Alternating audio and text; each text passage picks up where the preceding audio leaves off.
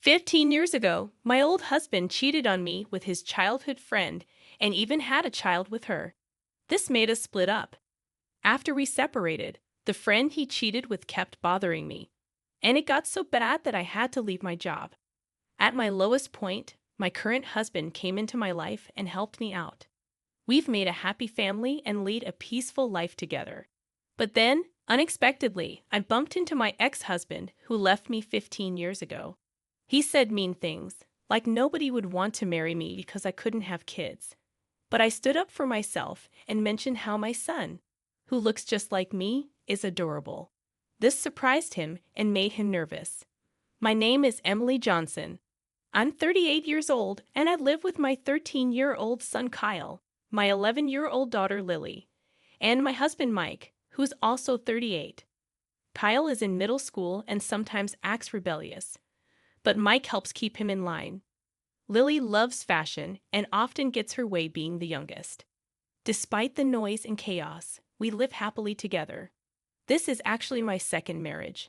I divorced because my ex-husband betrayed me terribly. It all started when we were in college. We were happy and talked about having kids, imagining how cute they would look in matching outfits. But reality wasn't as kind as we hoped. A whole year went by without us having a child. Each month when my period came, it put a strain on our relationship, which neither of us liked. We had many discussions and even tried expensive fertility treatments. But when we were told that there was nothing wrong, our relationship didn't improve. At first, my husband, let's call him Jan, was supportive and helpful. But as time passed without a child, his attitude towards me changed. He started making sarcastic comments, blaming me for not being able to have kids. He stopped helping with household chores altogether, leaving everything for me to do. When I asked him why he had suddenly stopped helping, he said hurtful things like, "Since you're infertile, if you don't do the housework, you're not fulfilling your role as a woman. What's the point of our marriage then?" His words became more hurtful over time. He would compare us to my sister and her husband, who were expecting their second child, and mock me for not being able to conceive. He even said things like, "If you had a normal body, I would have been a father long ago." It hurt me deeply. On top of that, my in-laws started pressuring me, saying they wanted to see their grandchild soon.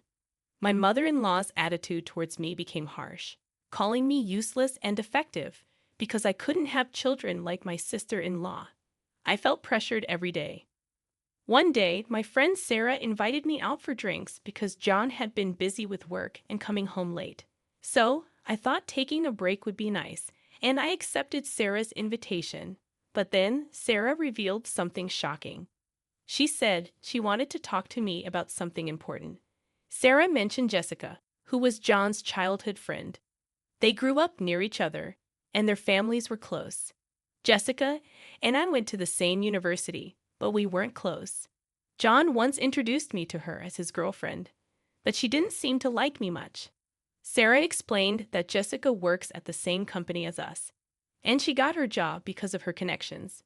Jessica was tall, beautiful, and quite popular, being the president's daughter. Sarah then dropped a bombshell. She said she suspected that John and Jessica were having an affair. I was shocked by Sarah's words. I remembered seeing them together recently, holding hands. It didn't seem innocent. I thanked Sarah for telling me and promised to look into it. Deep down, I had a feeling that John was cheating. His behavior towards me had been awful, and he often stayed out late, claiming to be working. I had a suspicion, but I chose to ignore it. After parting ways with Sarah, I decided to hire a private investigator to gather evidence.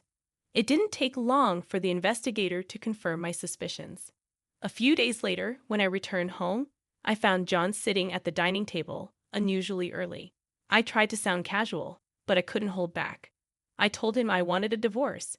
His reaction confirmed my fears. He confessed that Jessica was pregnant with his child. "So, I'm going to marry Jessica, your childhood friend. You said she was just a friend, but now she's pregnant." "You were having an affair," I accused John. "Don't call it an affair. Jessica can actually get pregnant, and she's beautiful." "There's no reason for me to choose you over her," John replied brazenly.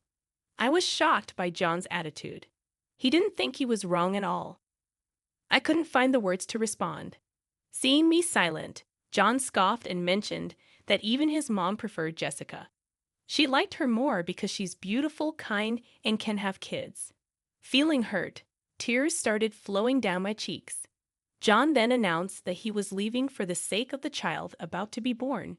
He packed his things and left without me having the energy to stop him. Later, I received divorce papers, and there was a note attached, written by Jessica, asking me to divorce her husband quickly. Those words made me realize something. Why was I being blamed for all this? I couldn't stay silent anymore. I gathered the evidence I had and filed for divorce mediation. A few days after filing, I received a call from an unknown number. It was Jessica, screaming at me, asking why I was suing them. She demanded alimony, saying she had a baby on the way and needed the money. Her accusations hurt me deeply. I hung up the phone, deciding to settle the divorce, including alimony, in court. Thanks to the evidence I had, the mediation recognized John and Jessica's relationship as adultery. John tried to blame my infertility, but it didn't work. Even though no tests had confirmed me as the cause of our infertility, within just a year of our marriage, I received $4,000 in alimony from John and $20,000 from Jessica, both paid in one lump sum. I didn't want a prolonged, messy payment schedule or any lingering connection to them, so I accepted it and finalized our divorce. But my suffering didn't end there. Since John, Jessica, and I all attended the same university, our affair scandal became the talk of the town among many friends. According to a close friend, rumors spread that I had hidden my infertility and tricked John into marriage. Some even sympathized with John and Jessica. At work, Jessica spread unfounded rumors, and everyone sided with her, especially because she was the boss's daughter. She portrayed herself as the victim, tearfully saying that I was taking money from them for alimony despite hiding my infertility. Despite my hard work, I faced discrimination and was progressively left out of major projects. Feeling mentally cornered, I chose to resign. While looking for a new job, I received a headhunting offer from another company. They valued my diligence and talent. At my new job, I experienced fairness and equality. I found myself drawn to my wonderful boss, Mike, who supported me during my lowest times after my terrible split from my ex-husband. After several dinners together, Mike and I started talking not just about work. This is how I met my current husband, Mike. After things developed well between us, Mike proposed to me. However, having been rejected by my ex-husband for infertility, I had many fears about marriage. I confessed to Mike that I might be infertile. Mike earnestly assured me that even if we couldn't have children, he would always be by my side because he loved me. His words filled me with happiness, and I decided to marry him soon after.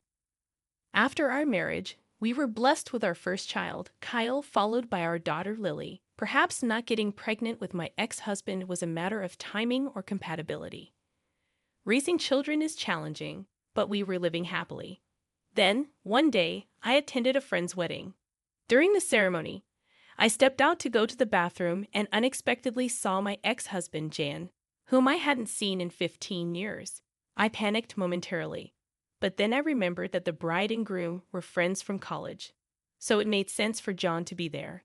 I tried to ignore him, but he called out loudly, making remarks about my weight gain and making unpleasant comments.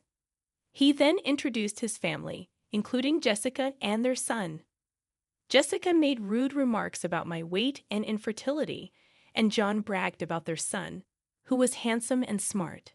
They looked down at me with smug smiles, praising their son while belittling me. However, their son seemed unhappy with his parents' behavior, seemingly displeased with them belittling someone else. He must be a very kind boy, I thought, but I had no time to deal with them. As I turned to leave, John grabbed my arm tightly, stopping me. "So you caused our divorce because of your infertility, and then you have the nerve to extort money from us," John accused, still holding a grudge about something that happened 15 years ago. Jessica joined in, saying, "Yeah, you're a single, infertile woman. Why would you need money? Families with children like us need it more. Don't you think you should pay us back double the amount you took from us? I was dumbstruck by their selfish remarks and speechless. Then John and Jessica's son spoke up, pointing out that I was wearing a wedding ring on my left hand. John and Jessica were shocked to realize that I was married. Their loud exclamations drew stares from the surrounding people, leaving me mortified and unsure of what to do. Just then, I saw a familiar face. You shouldn't be so loud at a celebration like this. It's disturbing others. Maybe you should be more considerate. My son Kyle scolded them, surprising me with his boldness. Lily, concerned about my late return, had come with him. Lily, as usual, was outspoken, but it was rare for Kyle to speak so provocatively. "Mum, you're late coming back," Kyle said. "Do you have kids?" I replied that I did and introduced them. John seemed speechless, shocked that his ex-wife, whom he thought was infertile, had 2 children. Jessica stared intently at my son and then muttered in a strange voice, fixating on his attire. She seemed surprised that he came straight from school with his dad and mentioned his uniform from a famous private middle school. "Oh yes, Kyle's attending the prestigious private middle school," I affirmed proudly. Kyle excelled in his studies and was attending a well-known local private school. Jessica expressed disbelief, saying, "It can't be your child at that school. And my daughter plans to take the exam for the same school next year." "That's right," I confirmed. "And you know what? Kyle is amazing. He won a violin competition." Jessica seemed to recognize Kyle, mentioning that she thought she saw him on TV recently. I confirmed that he had indeed been getting media attention lately and explained that he was coming back from violin practice that day. John and Jessica were left gaping, frozen in shock. John stammered, "You were supposed to be infertile. How could you have such?"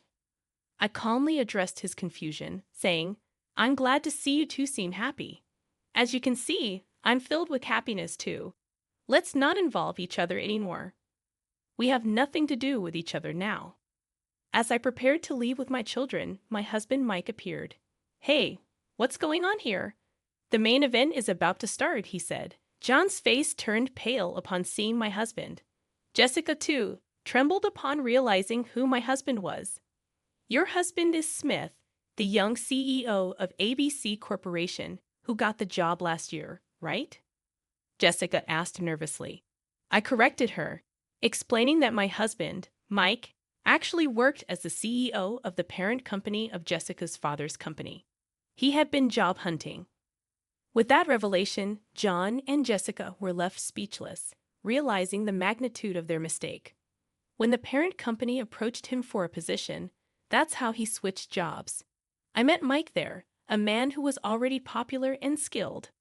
Last year, he was recommended by the then CEO and took over the role.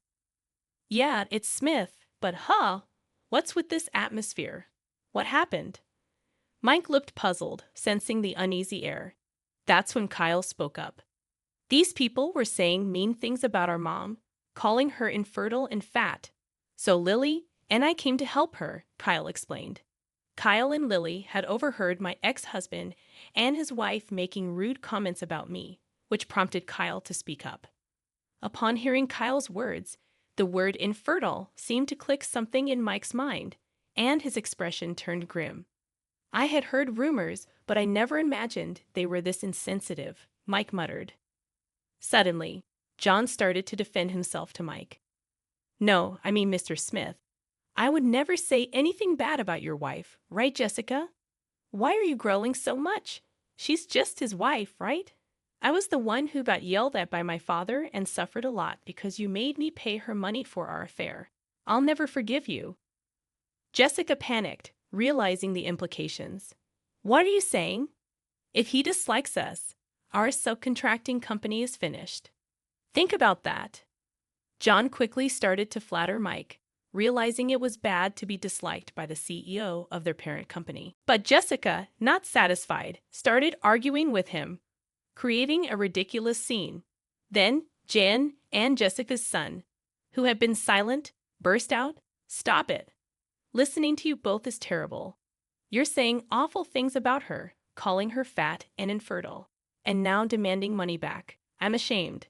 And what about this affair? Am I a child born out of an affair? Am I unwanted? His voice cracked with tears. John and Jessica started to fumble for words, unsure how to respond. As I realized the guests were staring at us, Jessica noticed their gazes, blushed, and looked down. Although I still couldn't forgive John and Jessica, their son seemed to be a just and kind boy. He was innocent in all of this. Thinking this, I was about to comfort their son when my husband Mike spoke first. "Thank you for standing up for my wife. You really are a kind boy," he said gently, patting the boy's head. I followed with a smile, saying, "But maybe I am a bit overweight." "That's not true." "Well, actually, I'm pregnant. My belly is getting bigger," I said, stroking my belly. "I'm currently pregnant with our third child and on maternity leave." Seeing the boy with tears in his eyes, I added, "Your mom took great care of you in her belly, just like this. You're not unwanted. Your parents love you and are proud of you, right?" I looked at John and Jessica. The boy then asked them, "Really?" In a hurry, they both nodded vigorously and said, "Yeah, yeah. You're our pride and joy, absolutely. You mean everything to us." At this, the boy immediately broke into a wide smile. Feeling a sense of relief, I suggested that we remember that today was a day for celebration. With that, each family returned to their respective seats, and the turbulent scene came to a close as the wedding ended. As we were heading to the station, Jessica and John came up holding hands with their son. Kyle and Lily had been intimidating the two who had insulted me, but Mike calmed them down with a wry smile. We're sorry. We're really sorry. It's too late, but for everything before and for today, we're truly sorry. And thanks for earlier, for our son." Jessica and John apologized, their first in over 15 years. I laughed, saying, "Really, it's too late now." With that, I turned and started walking away. Kyle offered to carry my bags, and Lily draped a jacket over my shoulders. Even as children, they were considerate of my pregnancy. "All right, how about we make Dad's favorite hamburgers for dinner tonight?" I suggested to Kyle and Lily. Excitedly, they agreed, thanking me. With a vow to protect the smiles of my beloved family, I was moving away from the pains of the past.